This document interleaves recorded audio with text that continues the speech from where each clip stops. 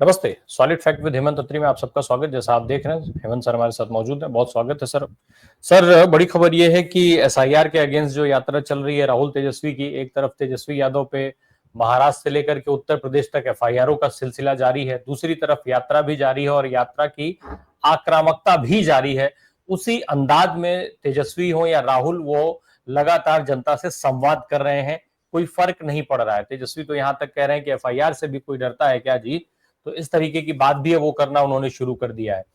सवाल ये उठता है सर कि आखिर राहुल गांधी की यात्रा में सरकार को बिजली काटने की जरूरत क्यों पड़ जा रही है?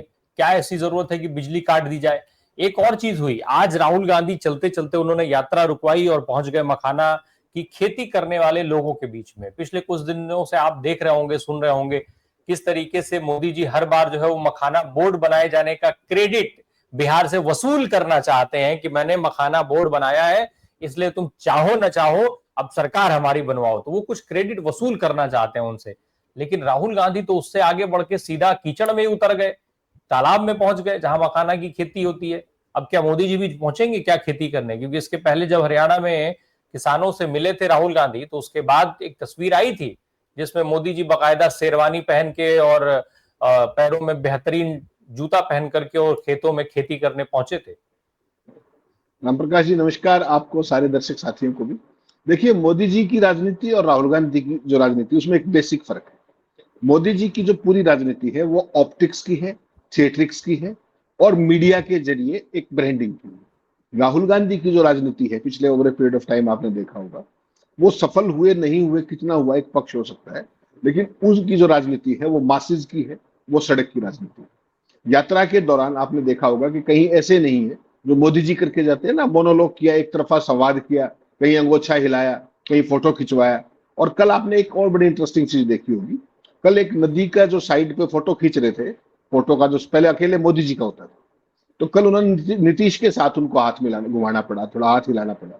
कोई नहीं होता उनके साथ कभी, राजनाथ या अमित शाह या इस तरह के लोग भी नहीं होते।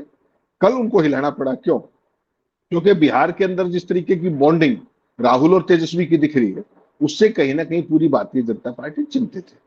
जो आपने कहा मखाना की खेती, मखाना का बोर्ड बना देने से मखाना के जो किसान हैं उनका भला नहीं हो जाएगा। ऐसे ऐसे बोर्ड इस देश में हजारों बने हुए हैं, कहीं कोई मतलब उसका है नहीं। बेसिकली क्या है कि उन किसानों की समस्याएं क्या है, उनको आप उनके बीच में उस तालाब में उतर करके समझ सकते हैं। उनके बीच में जाके उनके हाथों का क्या हाल है, कितने कांटे लगे हुए हैं, क्या उनकी लागत है, क्या उनका बिक्री है, बिक्री का मैकेनिज्म क्या है, शोषण कितना है।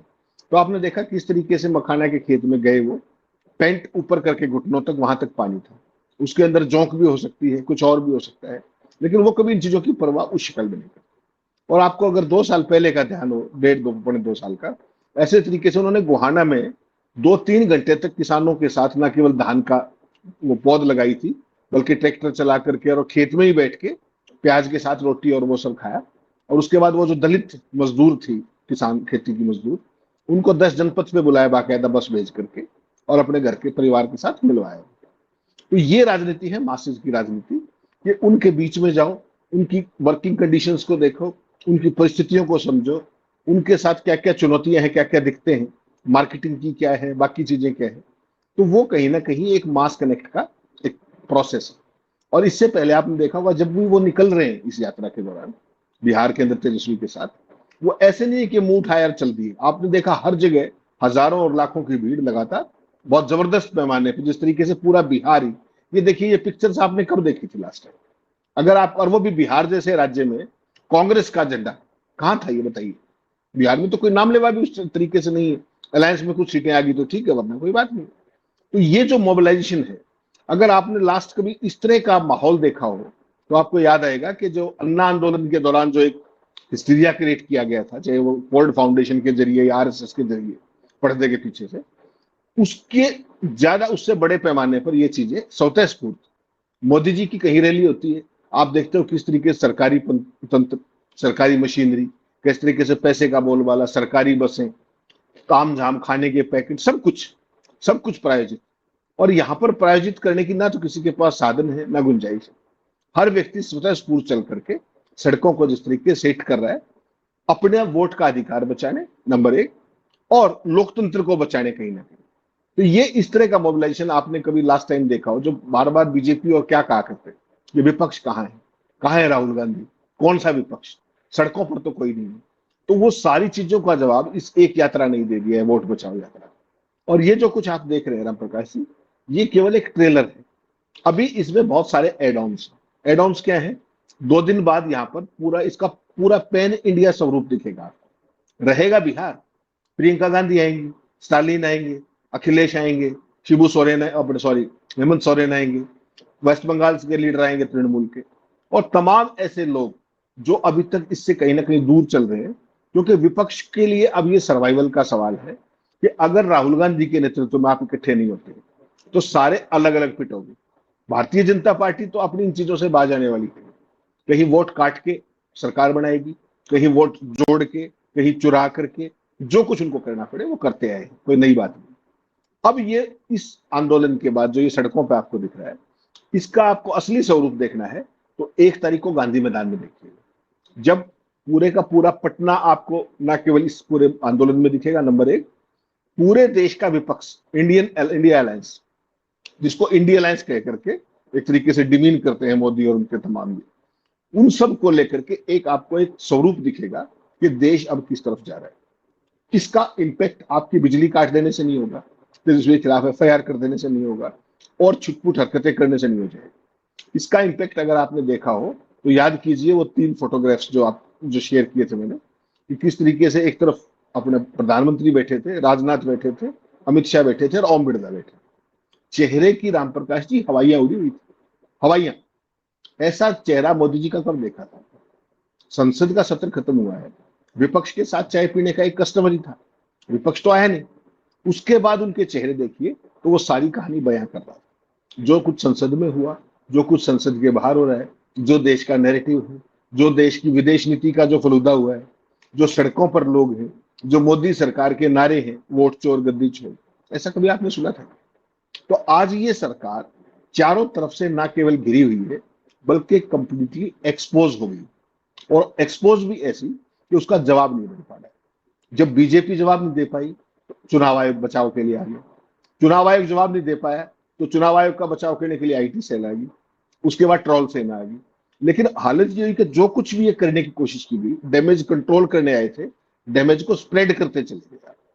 ये लगातार आपने कुछ, आज तो केवल जो यात्रा है, केवल राम प्रकाश जी 7वां दिन है, अभी तो 7-8 दिन की तो यात्रा पड़ी है, और 1 तारीख को गांधी मैदान की वो रैली। ये पूरे देश के लिए एक नई बिगिनिंग है, और किसी के लिए बिगिनिंग ऑफ द एंड है। जो 11.25 साल से जो एक तरफा साम्राज्य चलाया जा रहा था, डंडे के दम पर, लोकतंत्र के नाम पर लठतंत्र चलाया जा रहा था, किसी को पकड़ दिया, किसी को अंदर, आज भी आपने देखा होगा किस तरीके से कर्नाटक के विधायक को पकड़ लिया है कांग्रेस ने, सुबह से रेड चल रही थी और वो सारा। तो अब जो स्थितियां हैं वो इतनी आसान नहीं रही। मोदी साहब बैकफुट पे 100% है, कोई माने या ना माने। संसद में उनके अंदर जो हुआ वो धीरे से उन चीजों को माफ करने वाले नहीं। हो सकता है आपको 2-4 दिन के बाद जब ये यात्रा खत्म हो जाए आपको बहुत सीवियर रिटेलिएशन भी दिखे। सरकार कुछ इस तरह की चीज भी कर सकती है जब आप दबे हुए होते हैं ना, डरे हुए होते हैं, तो वैसी सूरत में कुछ ऐसे कदम डेस्परेशन में उठ जाते हैं नहीं, वो तो जो अभी हो काउंटर रहा है ना, प्रोडक्टिव। बिजली काट दी जा रही है, अभी हो रहा है कि बिजली काट दी जा रही है। राहुल गांधी बोल रहे हैं बिजली काट दी जा रही है, परमिशन नहीं दी जा रही है, परमिशन नहीं मिल रही है बिहार में, उनको जगह नहीं दी जा रही है जहां पर रहना है, नाइट स्टे की जहां पे जगह बनाई जाए उसके लिए वो जगह नहीं मिल रही। और आश्चर्य की बात यह है कि मतलब मेरे पैनलिस्टों ने मुझे बताया, ऑन कैमरा बोला है डिबेट्स में, कि 10-10 ऑप्शंस देने के बाद उनमें से एक भी नहीं दिया जाता है, और कहीं छोटी जगह ले जाके अलॉट कर दिया जाता है जहां पर लोग रह भी नहीं सकते हैं। राम प्रकाश जी, ये जो चिपिश घटनाएं है ना, यही किसी को लीडर बनाती है। आप एक बात बताइए, किसी ने रुकना है, आपका जिम्मा केवल उसकी सिक्योरिटी देखने का। सिक्योरिटी के हिसाब से देखिए, अगर उन्होंने ऑप्शन दी है तो आपकी जिम्मेदारी तो वैसे ही आती होगी, बिजली काट देना, इससे कुछ फर्क पड़ जाएगा क्या? इससे तो जो वो कह रहे हैं वो बातें और ज्यादा मजबूती से स्टेब्लिश होंगी। अभी तक तो देखिए क्या है, अभी तक तो मोदी निशाने पे है, सीधे सीधे मोदी, अमित शाह निशाने पे है, भाजपा निशाने पे है। इन हरकतों से निशाने पे कौन आएगा? नीतीश आएंगे। नीतीश का पहले बात तो उनकी स्वास्थ्य जिस तरह की स्थिति है, दूसरा सरकार पे जिस तरह का कंट्रोल, सब कहते हैं कि पता नहीं कौन सरकार चला रहा है, उनकी पार्टी का कंट्रोल कहां चला गया। तो जितने डिस्क्रेडिट वो ऑलरेडी हो चुके हैं, आपको क्या लगता है इन हरकतों से उनका कोई क्रेडिट बढ़ने वाला है क्या? इससे उनकी और ज्यादा बद पिटेगी। वो कर रहे हैं तो गलत, और कोई उनके ब्याह पे कर रहा था उससे भी ज्यादा गलत। इस तरह की चीज जब आप मोबिलाइजेशन दिखा रहे हैं, जब लाखों लोग स्वतःस्फूर्त चल के आ रहे हो, तो मेरे और आपके बिजली काट देने से क्या हो जाएगा वहां पे? वो तो उल्टा असर होगा उसका, और लोगों में जाएगा देखिए यार ये हमारी बात करने आए थे, इनको बात भी नहीं करने दे रहे। तो ये जो सारी चीजें हैं, ये एक जो पूरे का पूरा होता है ना विनाश काले विपरीत बुद्धि जिसको आप कहते हैं, उस दिशा में नीतीश और मोदी की सरकार चल रही है। कल आपने देखा होगा मोदी जी की थी, हाथ ला रहे थे पुल के ऊपर से, कितने आदमी थे वहां, सोच लीजिए। तो कहीं ना कहीं बस पसीने तो आए हुए हैं पूरे, लेकिन उसको स्वीकार करने को तैयार नहीं। जब ये आंदोलन अभी आप जो देख रहे हैं ये टीजर है, इसका आपको ट्रेलर दिखेगा 1 तारीख को, और इसकी पिक्चर दिखेगी पूरी देश की सड़कों पर वोट चोरी के मामले में। मान करके चलिएगा सूट बूट की सरकार, अंबानी अडानी की सरकार, उसके बाद ये जो बात है ये नारा चिपक गया है मोदी जी के साथ, और इसको उतारने में बहुत मेहनत लगेगी। और जिस तरीके के कुतर्क ज्ञानेश कुमार ने करने की कोशिश की, जो इंडिफेंसिबल को डिफेंड करने की वो कोशिश कर रहे थे, उन्होंने मोदी जी के पूरे सिस्टम की वो फॉल्ट लाइन से एक्सपोज कर दी जो अभी तक मीडिया नहीं कर रहा था। अब जो पोमेरियन मीडिया है वो तो अब भी कुछ नहीं बोल रहा है, लेकिन अगर आप सोशल मीडिया में मोदी की पॉपुलैरिटी देख लें, विज राहुल गांधी की पॉपुलैरिटी देख लें, आपको समझ में आ जाएगी। तो ये आप कब तक छिपाएंगे? आपने ऑपरेशन सिंदूर का क्रेडिट लेने की कोशिश की, वहां मुंह की खाई, विदेश नीति आपकी चौपट है, तो आप कहां खड़े हुए हैं? अर्थव्यवस्था आपका सत्यानाश कर दिया आपने।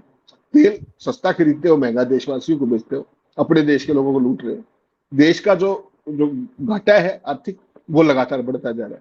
तो इसको मिला के आपके 56 इंची से उस 56 इंची का लाभ क्या हुआ? केवल ऑप्टिक्स और थिएट्रिक्स, वो सारी चीजें एक स्टेज के बाद नहीं चलेंगी। जो बार बार पूछते थे ना, एक बात आपको याद होगा, कहां है जनता, कहां है विरोध, कहां है विपक्ष, कौन राहुल? इस 7 दिन की यात्रा ने वो सब कुछ क्लियर कर दिया कौन क्या है। और अब कोई सवाल पूछे कि मोदी जी कहां है, भाजपा कहां है, सरकार कहां है? विदेश नीति का मामला देख लीजिए, रक्षा नीति का मामला देख लीजिए, अर्थव्यवस्था का देख लीजिए, ओवरऑल पॉलिसी पैरालिसिस का देख लीजिए।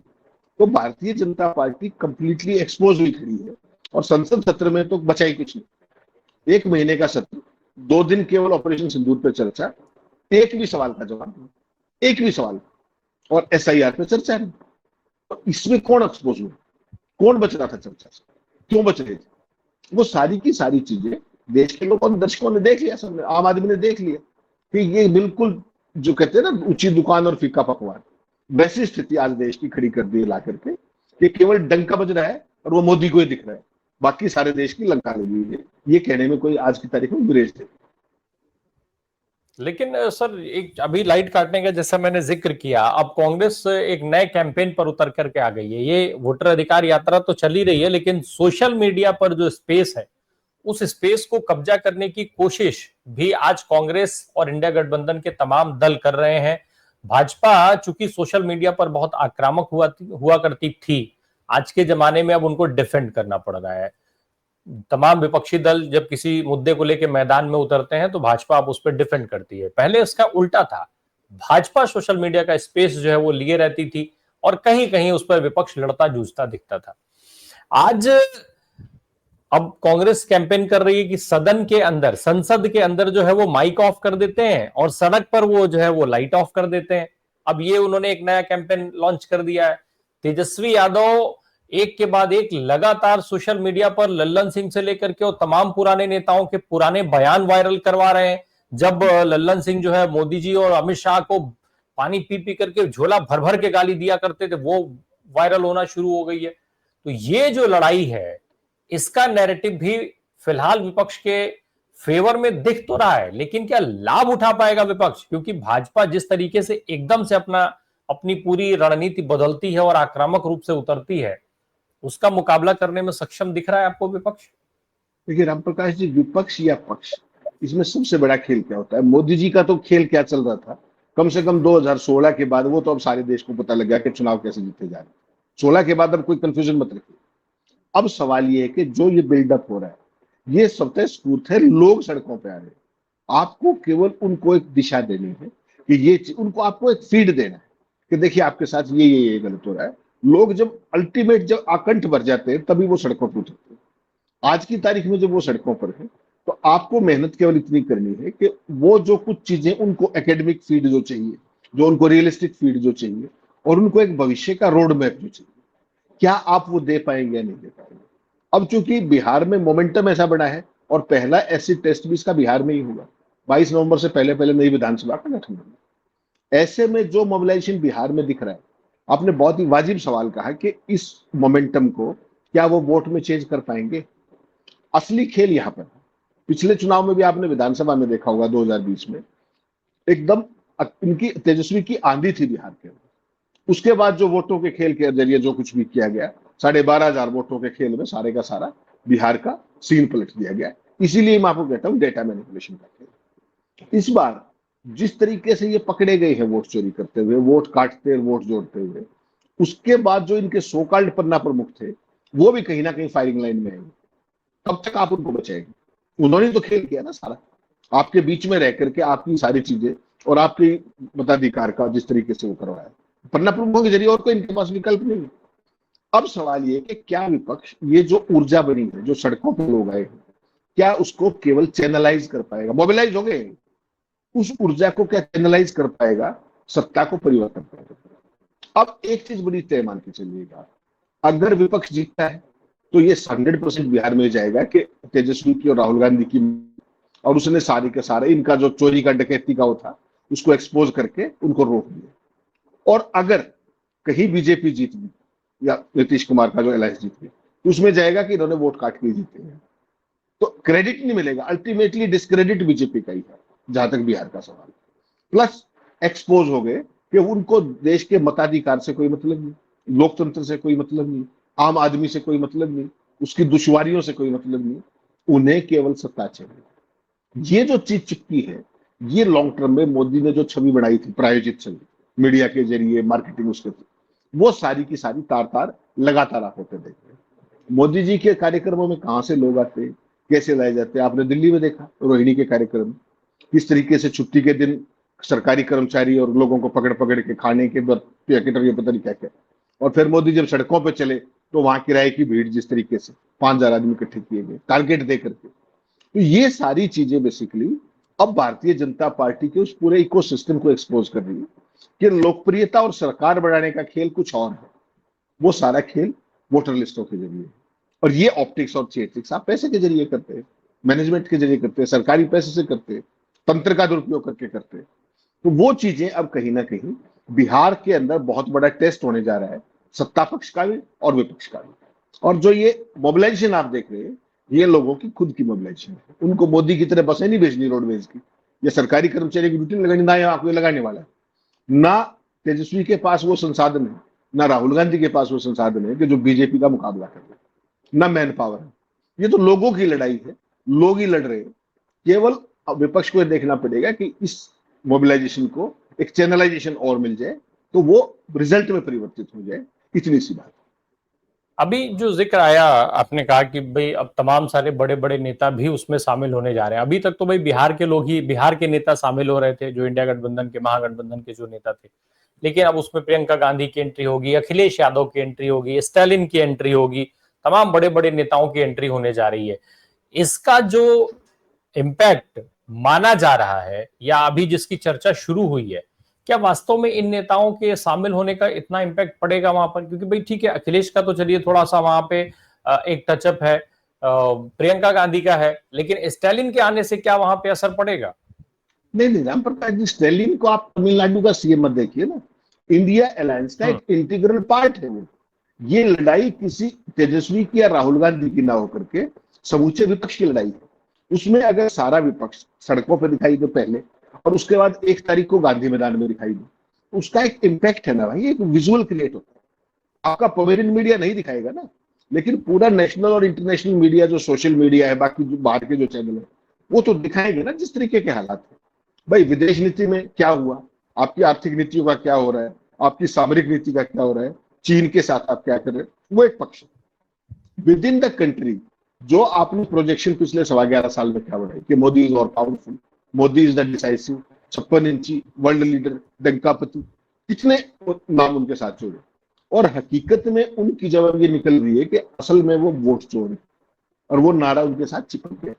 और जिसके ऊपर वोट की शुद्धता, वोटर सूचियों की शुद्धता, उसकी जिम्मेदारी थी, वही चुनाव आयोग उसको खराब करने में लगा हुआ है। किसके कहने से लगा हुआ है ये भी स्पष्ट हो गया।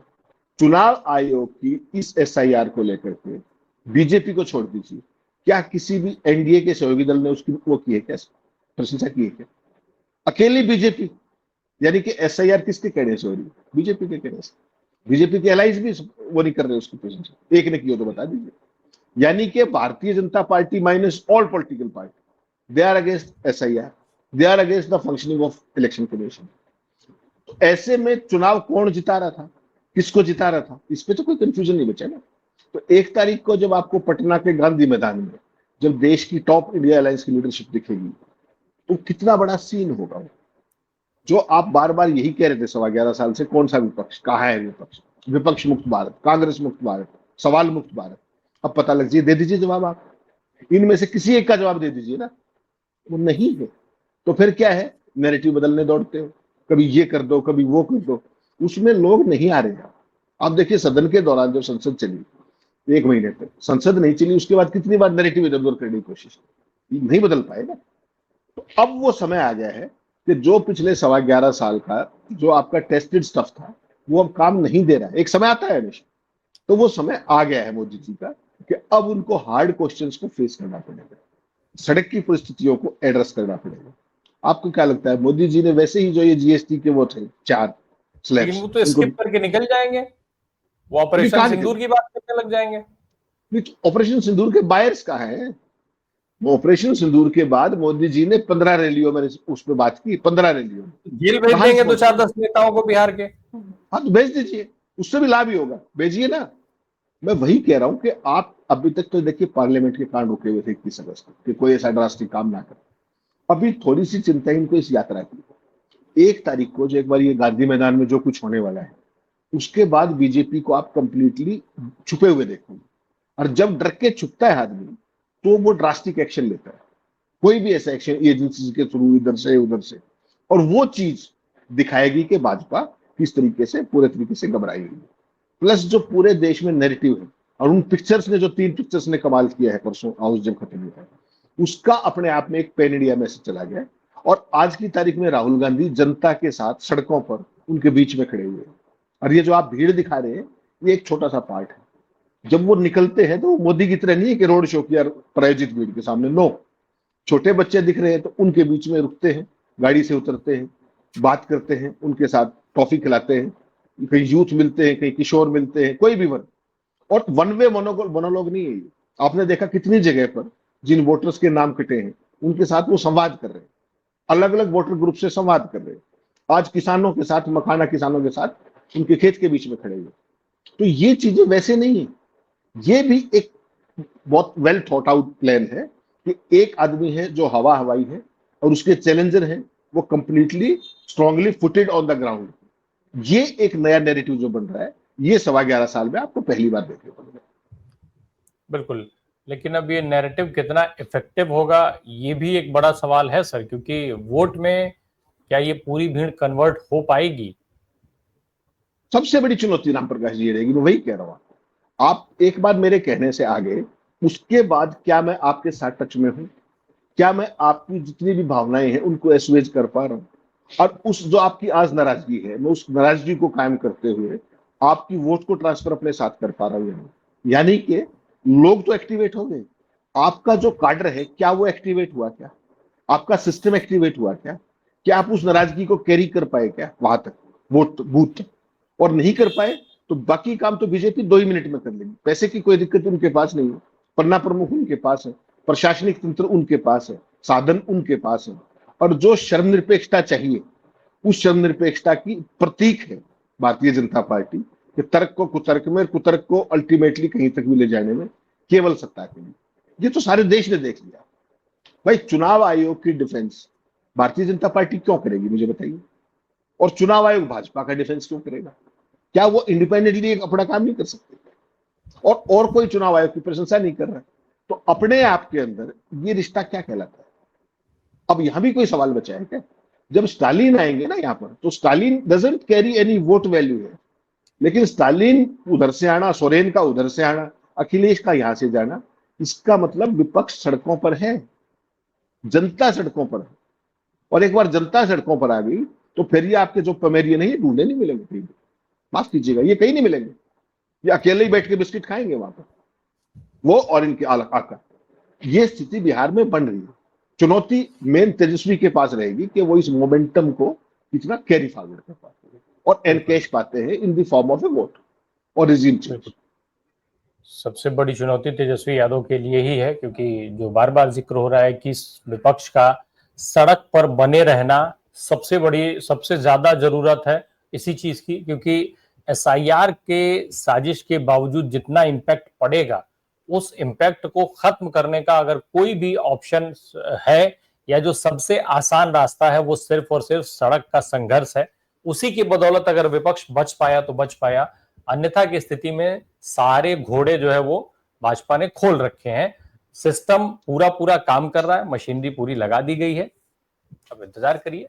बहुत बहुत धन्यवाद सर हमसे बात करने के लिए। Thank you so much.